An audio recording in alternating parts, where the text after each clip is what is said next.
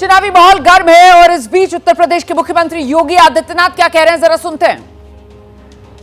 आखिर कौन नहीं जानता कि असम के अंदर, इस देश के नॉर्थ ईस्ट में या देश के अंदर अलग अलग भागों में जो करोड़ों की संख्या में घुसपैठी आए हैं, रोहिंग्या आए हैं, इनके पीछे तो कांग्रेस का ही वोट बैंक की पॉलिसी है।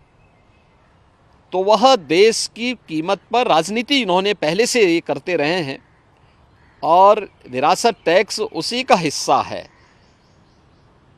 एक तरफ ये आम जनता को टैक्स लाद करके तबाह करेंगे, उनकी संपत्तियों को जबरन अपने कब्जे में लेंगे और फिर उन घुसपैठियों को, उन लोगों को देंगे जो लोग जिनका भारत से कोई संबंध नहीं है। सेम पेत्रोदा ने कांग्रेस की उसी मंशा को उजागर करने का एक प्रयास किया और उसने उसी बात को कहा है जो कांग्रेस का वास्तव में प्रयास है। वो तो अच्छा है 2014 में कांग्रेस की विदाई हो गई, अन्यथा कांग्रेस उसको उसी समय लागू कर चुकी होती। इसलिए सेम पेत्रोदा की बात वही है जो पी चिदम्बरम कह चुके हैं और इससे पहले कांग्रेस कर चुकी है। सर, कर्नाटक मामले देखने में आए जिसमें मुस्लिम्स की ऑलमोस्ट सभी जातियों को भी शामिल करने के भी मामले कुछ सामने आ रहे हैं। आप किस तरीके से देखते हैं इसको? कांग्रेस का वक्तव्य बहुत दुर्भाग्यपूर्ण है और भारत के इस्लामीकरण करने और भारत को विभाजन की ओर धकेलने का एक कुचेष्टा का एक हिस्सा है। कांग्रेस यूपीए सरकार आने के बाद उसने उस समय भी इस प्रकार के कुत्सित प्रयास किए थे। पहले जस्टिस रंगनाथ मिश्रा के नेतृत्व में एक कमेटी गठित की थी और रंगनाथ मिश्रा कमेटी ने एक प्रयास किया था। उस समय भी उस कमेटी की जो रिपोर्ट थी वह इस बात की ओर ध्यान आकर्षित करती थी कि ओबीसी वर्ग को मिलने वाला जो 27% आरक्षण, उसमें 6% आरक्षण मुस्लिम को दे दिया जाए। ऐसे ही योगी आदित्यनाथ को आप सुन रहे थे, जिनकी तरफ से सीधे निशाने पर कांग्रेस को लिया जा रहा है। कांग्रेस देश की कीमत पर राजनीति करती है, लोगों की संपत्ति पर कांग्रेस की नजर है। विरासत टैक्स और कुछ नहीं, सिर्फ और सिर्फ कांग्रेस की तुष्टीकरण की राजनीति का हिस्सा है। देश के नागरिकों की संपत्ति लेकर घुसपैठियों में बांटने की कांग्रेस की साजिश है। ये तमाम हमले जो योगी आदित्यनाथ की तरफ से कांग्रेस पर किए गए, और इस सब के बीच आप जानते हैं कल ही तो दूसरे दौर के लिए मतदान होना है। 88 सीटों पर वोट डाले जाएंगे। आगे के दौर के लिए प्रचार का जोर आज भी देखने के लिए मिलेगा। हर पार्टी के बड़े नेता मैदान में उतरे हुए हैं। एबीपी न्यूज पर लगातार आपको हम चुनाव की हर खबर, हर तस्वीर दिखा रहे हैं। चुनाव के मैदान से इस वक्त की एक बहुत बड़ी खबर जो मैं आपको बताने जा रही हूं, सूत्रों के हवाले से खबर ये आ रही है। राहुल गांधी अमेठी से, प्रियंका गांधी रायबरेली से चुनाव लड़ सकते हैं। 1 से 3 मई ये वो तारीखें हैं जो सामने आ रही हैं जब राहुल और प्रियंका गांधी नामांकन कर सकते हैं। दरअसल 20 मई को यहां वोट डाले जाएंगे और उसके लिए 26 से नामांकन प्रक्रिया की शुरुआत होगी। 3 मई तक नामांकन किया जा सकता है 20 मई वाले फेज की वोटिंग के लिए। और इसी संदर्भ में खबर ये आ रही है सामने कि 1 से 3 मई के बीच राहुल गांधी, प्रियंका गांधी अपना नामांकन दाखिल कर सकते हैं। औपचारिक मोहर भी जल्दी ही इस मामले पर गांधी परिवार और कांग्रेस पार्टी की तरफ से लगाई जा सकती है। लेकिन इस सब के बीच महत्वपूर्ण यह हो जाता है कि राहुल गांधी और उनकी दुविधा वो किस रूप में सामने आ रही है कि अगर अमेठी से जीत जाते हैं तो क्या वायनाड छोड़ेंगे। वायनाड चुनाव के बाद अमेठी से पर्चा भरेंगे राहुल गांधी। कल मतलब 26 अप्रैल सेकेंड फेज में केरल की वायनाड समेत सभी जो 20 की 20 सीटें हैं उन पर वोटिंग होनी है। और वायनाड छूटेगा तो दक्षिण का समीकरण बिगड़ेगा क्या कांग्रेस का, क्योंकि अभी तक राहुल गांधी की नुमाइंदगी दक्षिण वायनाड से कहीं ना कहीं चुनावी राजनीति में दक्षिण में कांग्रेस को एक बढ़त दिलाती हुई नजर आ रही थी। ऐसे में यही कांग्रेस और राहुल गांधी की एक दुविधा भी है जो आने वाले वक्त में और बड़ी होगी। इस सब के बीच अमेठी से राहुल गांधी की उम्मीदवारी की खबर पर बीजेपी की भी प्रतिक्रिया सामने आ गई है। मोदी सरकार में मंत्री हैं गिरिराज सिंह, कह रहे हैं राहुल गांधी खुद डरकर केरल भाग गए थे, वो ना इधर के हैं ना उधर के।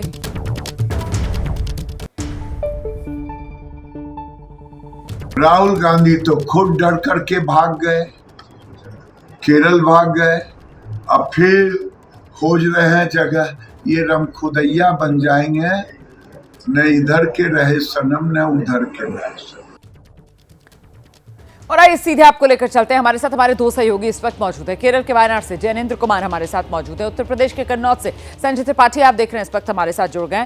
पहले जरा जैनेंद्र के पास चलते हैं और जैनेंद्र से जानते हैं। जैनेंद्र, जिस बात की सुगबुगाहट पहले से ही थी कि 26 अप्रैल का इंतजार कीजिए, वायनाड में जब वोटिंग खत्म हो जाएगी उसके बाद उत्तर प्रदेश और वो 2 कांग्रेस पार्टी की पारंपरिक सीटें गांधी परिवार से ही कोई सामने आएगा, उसी पर मोहर लगती हुई नजर आ रही है। आपने तो खुद बात की थी जयराम रमेश से और तब उनकी तरफ से संकेत भी दे दिए गए थे। जैनेंद्र, बिल्कुल, काफी समय से कांग्रेस पार्टी के उच्च सूत्रों की तरफ से संकेत दिए जा रहे थे और पार्टी के वरिष्ठ नेता, चाहे वो उत्तर प्रदेश के प्रभारी हों या हमने जयराम रमेश से बात की थी, सब लोग कह रहे थे कि पार्टी चाहती है कि अमेठी से राहुल गांधी और रायबरेली से प्रियंका गांधी चुनाव लड़ें।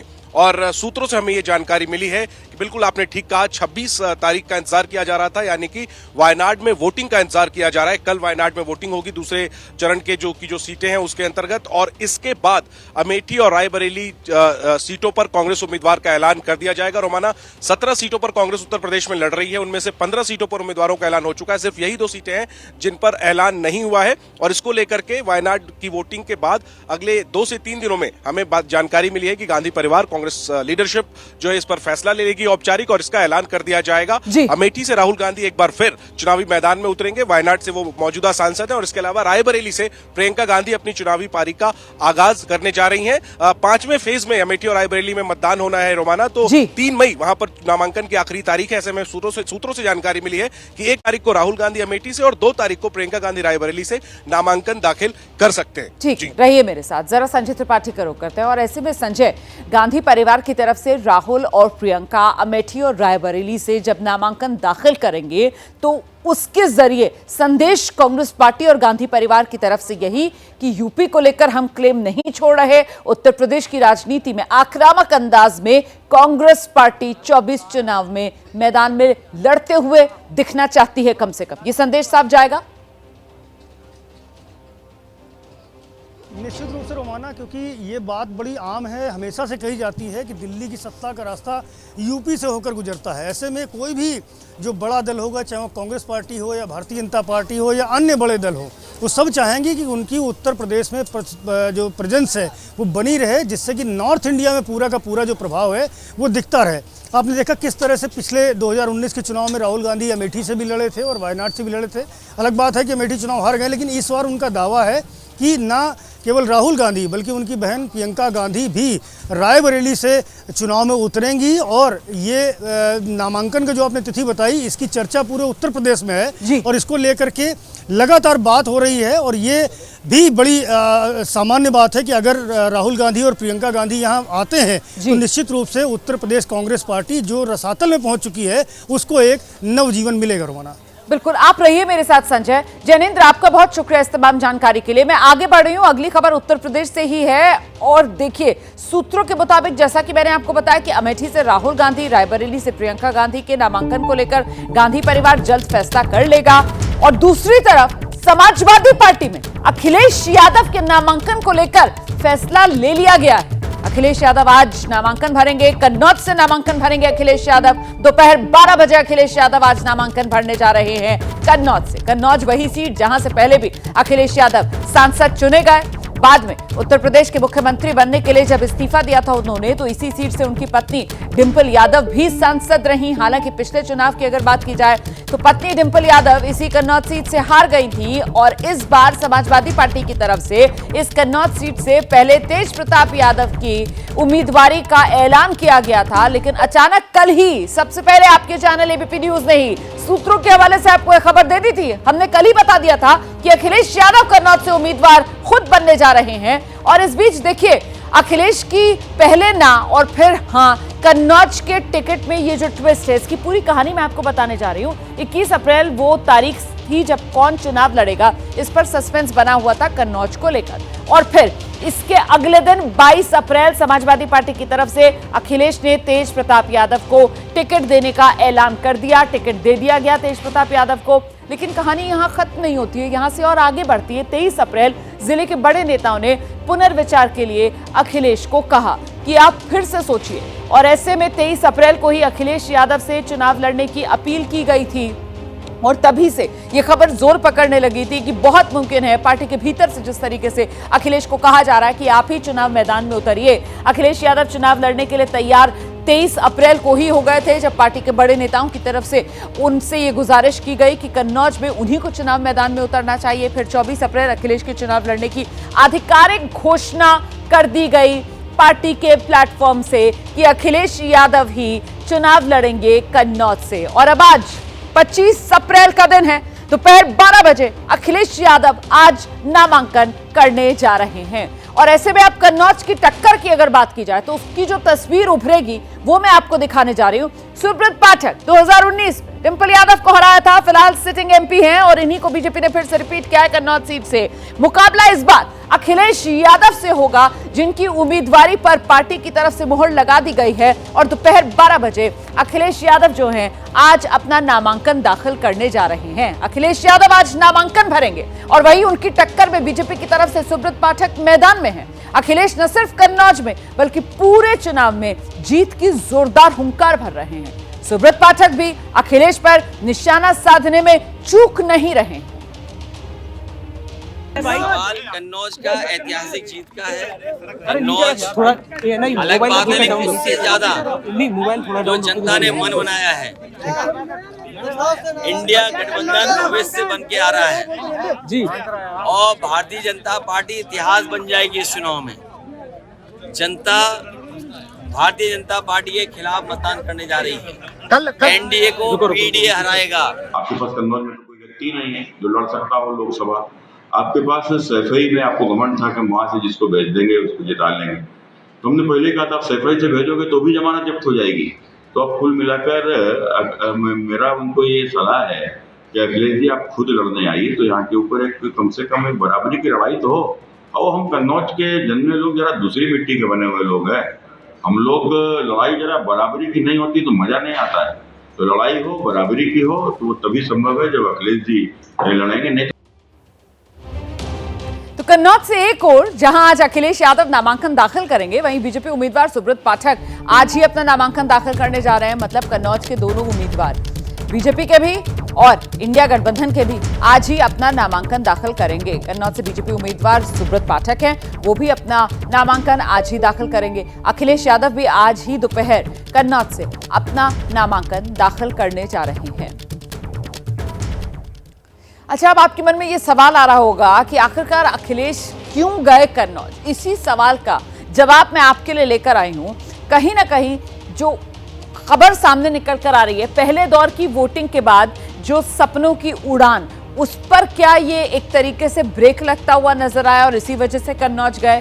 क्या अखिलेश के मन में भी पीएम बनने की लालसा है कि खुद वो लोकसभा चुनाव में मैदान में उतरने के लिए अब आज नामांकन दाखिल करने जा रहे हैं? और कन्नौज में पार्टी के नेताओं कार्यकर्ताओं का दबाव काम कर गया क्या? यही वजह बनी कि अखिलेश यादव जो हैं वो कन्नौज में खुद बतौर उम्मीदवार आज नामांकन दाखिल करने वाले हैं। तो सवाल बहुत से हैं और इन्हीं सवालों के कुछ जवाब जानने के लिए सीधे आपको संजय त्रिपाठी के पास लेकर चलेंगे, क्योंकि उत्तर प्रदेश की सियासत को बेहतर तरीके से जो समझते हैं वो संजय त्रिपाठी हैं, करीब से राजनीति के रंग देखते हैं और उसको शानदार तरीके से दर्शकों के सामने रखते हैं। तो जरा ये इनसाइड स्टोरी बता दीजिए, आखिरकार क्या वजह रही कि कन्नौज से अब खुद चुनाव मैदान में आज नामांकन भरने जा रहे हैं अखिलेश यादव। संजय,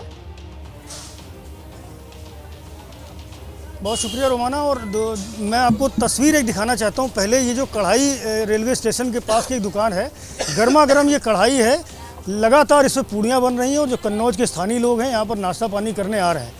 ये कढ़ाई जिस तरह गर्म है, चुनाव भी यहाँ का गर्म हो गया है अखिलेश यादव के प्रत्याशिता के बाद से। कल से जब से खबर आई कि अखिलेश यादव यहाँ से नामांकन भरेंगे, उसके बाद से कन्नौज के लोग अब लगातार हर नुक्कड़ पर, हर चौराहे पर चुनावी चर्चा कर रहे हैं। मेरे साथ भी कुछ लोग मौजूद हैं। क्या नाम है आपका? सादाब। सादाब भाई, कहाँ के रहने वाले? कन्नौज के रहने वाले। क्या लग रहा है, अब माहौल क्या है कन्नौज? माहौल बहुत वैसा है, अब देखते हैं क्या होता है। वैसा कैसा है? अब अखिलेश के ज़्यादा चांसेस लग रहे हैं अब। अच्छा, अखिलेश ज़्यादा चांसेस लग रहे हैं।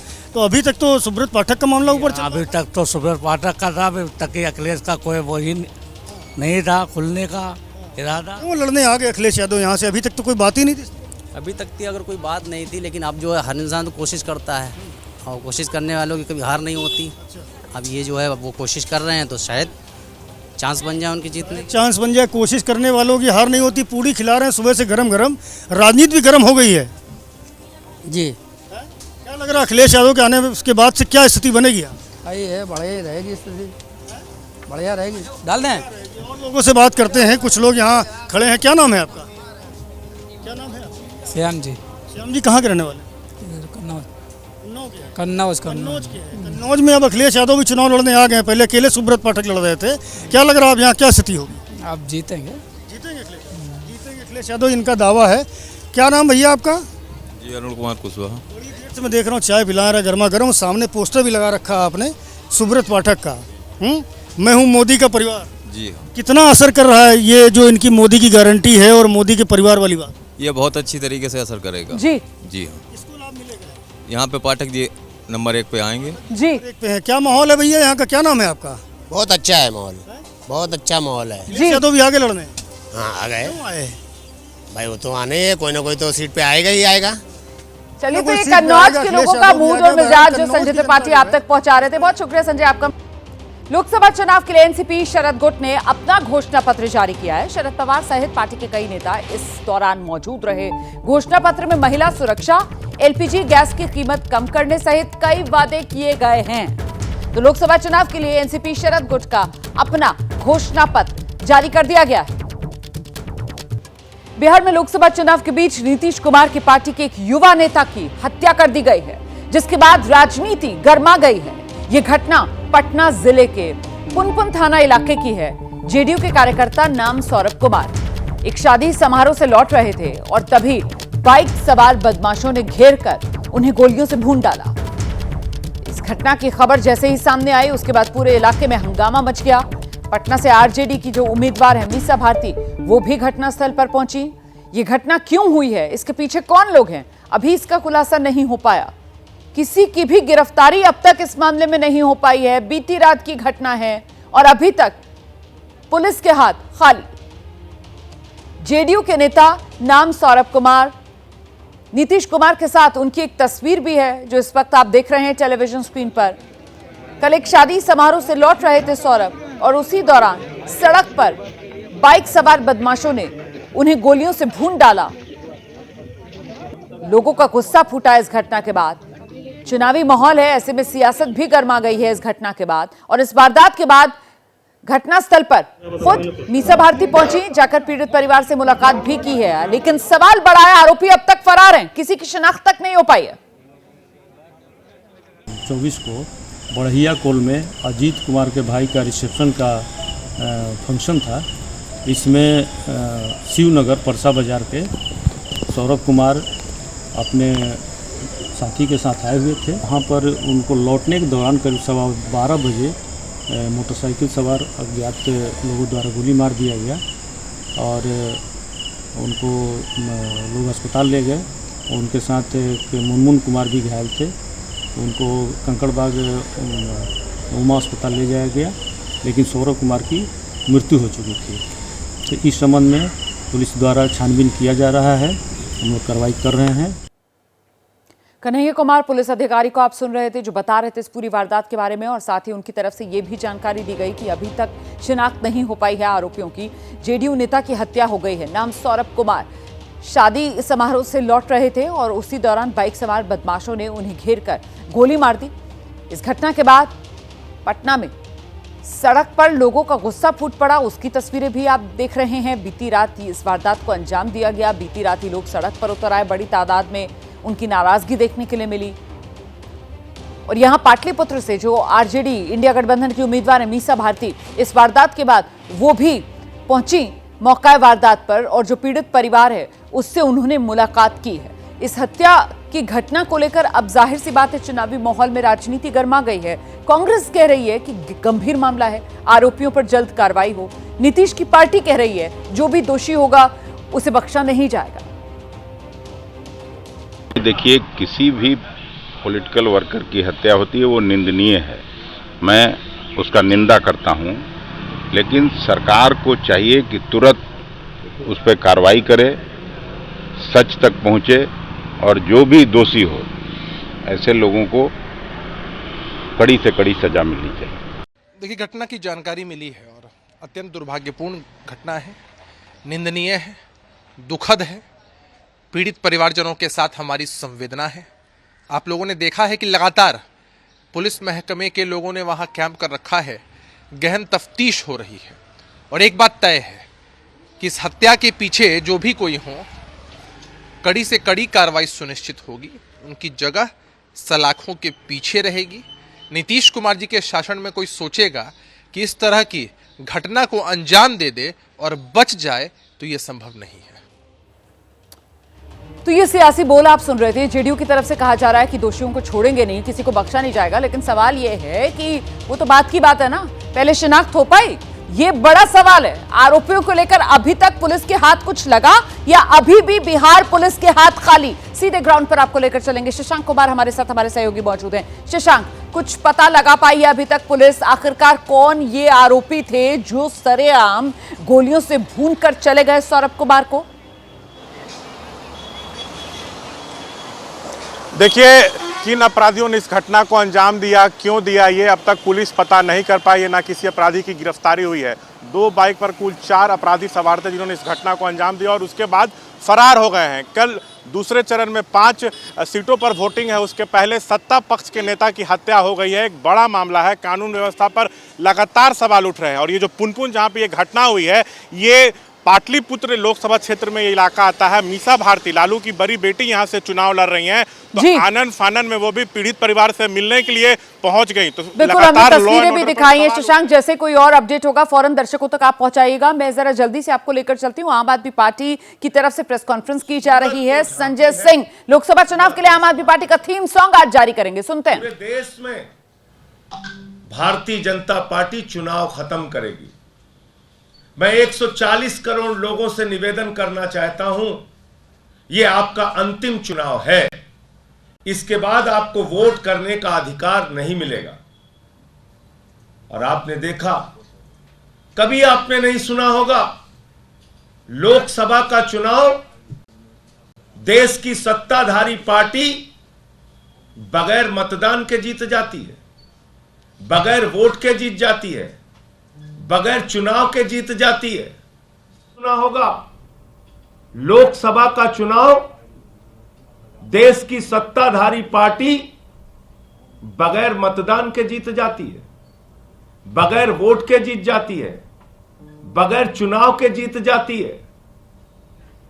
सूरत में सारे कैंडिडेट्स का पर्चा खारिज कर दिया गया, न सिर्फ कांग्रेस का, बाकी सारे दलों का भी पर्चा खारिज कर दिया गया, बाकी निर्दलीय उम्मीदवारों का भी पर्चा खारिज कर दिया गया। और चुनाव के पहले प्रमाण पत्र हाथ में भाजपा के कैंडिडेट को पकड़ा दिया गया। 2024 के बाद यही देश में होने जा रहा है। खाली दिखावे के लिए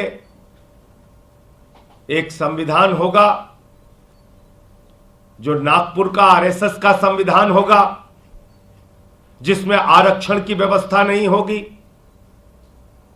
जिसमें किसान के अधिकार की बात नहीं होगी, जिसमें महिलाओं के, युवाओं के रोजगार की बात नहीं होगी, उनके सुरक्षा की बात नहीं होगी।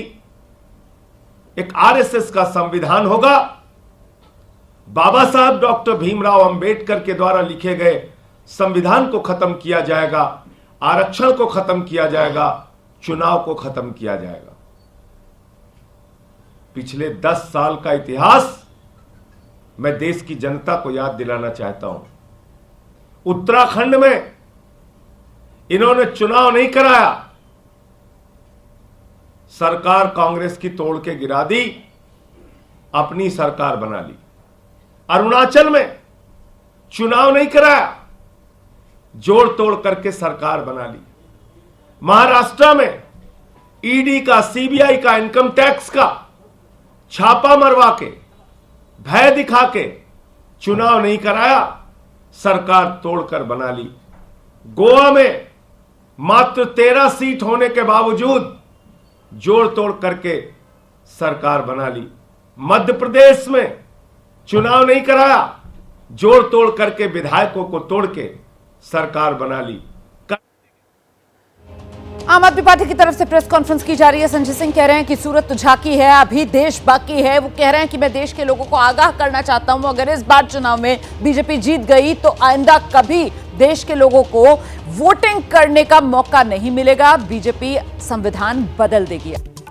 आगे का एजेंडा देख रहे हैं आप। दूसरे चरण का चुनाव प्रचार कल खत्म होते ही तीसरे फेज के लिए चुनाव प्रचार ने रफ्तार पकड़ ली है। पीएम मोदी ने मध्य प्रदेश के बैतूल में कांग्रेस पर एक और जोरदार प्रहार किया है। पीएम कह रहे हैं अगर इंडिया गठबंधन की सरकार बन गई तो हर साल एक पीएम बनेगा। पीएम मोदी आज भी मध्य प्रदेश और उत्तर प्रदेश में हुंकार भरेंगे।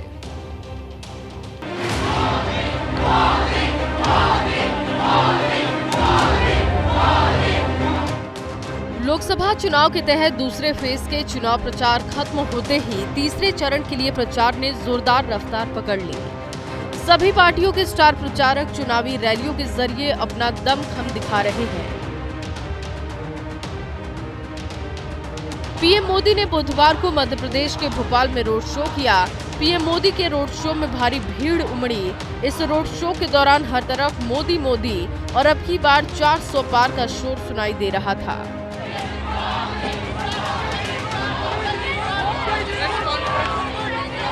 दरअसल पीएम मोदी का ये मध्य प्रदेश का दूसरा रोड शो था। इस दौरान वो खुले वाहन में सवार थे और उनके साथ सीएम मोहन यादव और भोपाल पार्टी के प्रत्याशी आलोक शर्मा भी मौजूद थे। जनता की उत्साह उमंग बता रही कि पूरा प्रदेश मोदीमय हुआ है। देश का दिल मध्य प्रदेश और मध्य प्रदेश का दिल भोपाल राजधानी में जिस प्रकार से मोदी जी का रोड शो हुआ है, भूतो न भविष्यति ऐसा रोड शो कभी हुआ नहीं है। इससे पहले पीएम मोदी ने बैतूल में एक जनसभा को संबोधित किया और उनके निशाने पर एक बार फिर से कांग्रेस थी। पीएम मोदी ने तीसरे दौर के प्रचार में कांग्रेस के खिलाफ नया नारा दिया। उन्होंने कहा कि अगर इंडिया गठबंधन की सरकार बनती है तो हर साल नया पीएम बनेगा।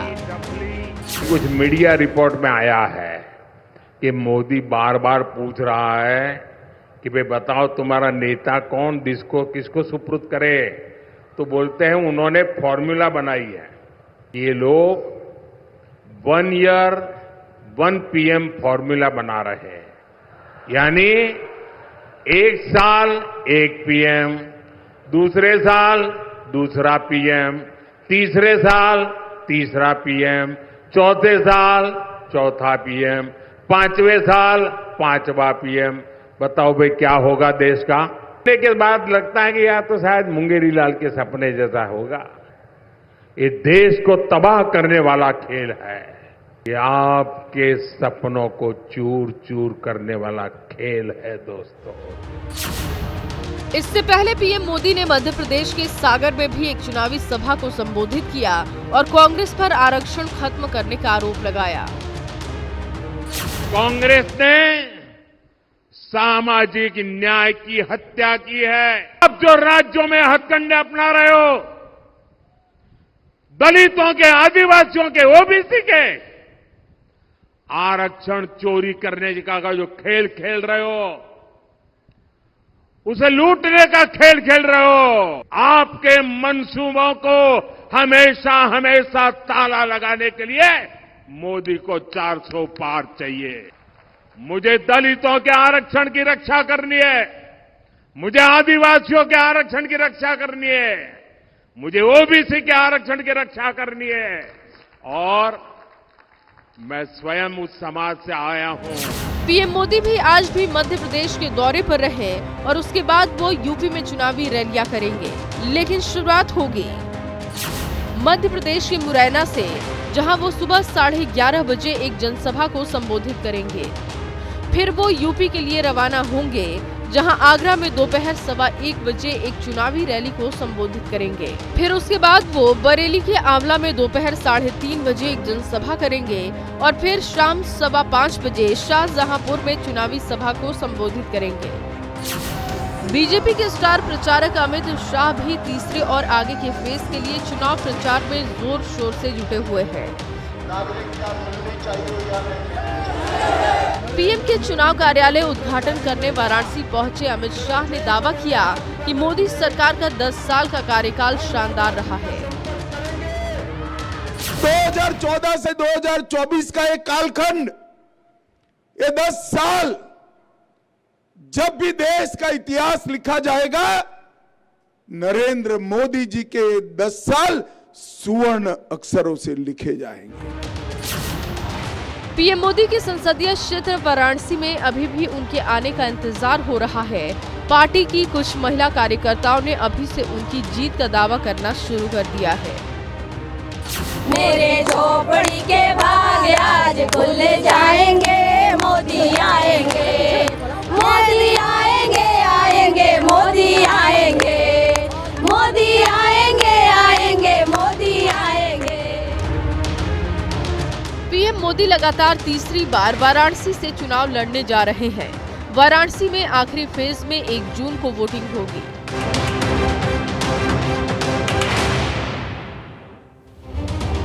तो दिग्गजों की हुंकार और प्रचार वॉर जो है वो चल रही है धुआंधार।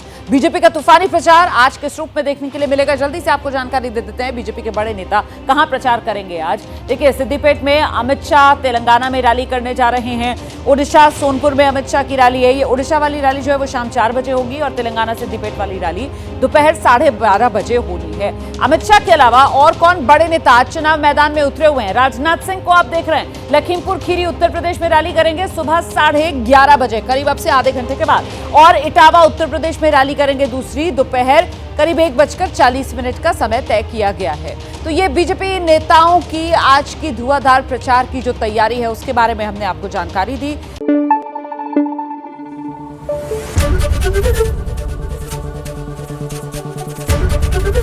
एबीपी न्यूज आपको रखे आगे।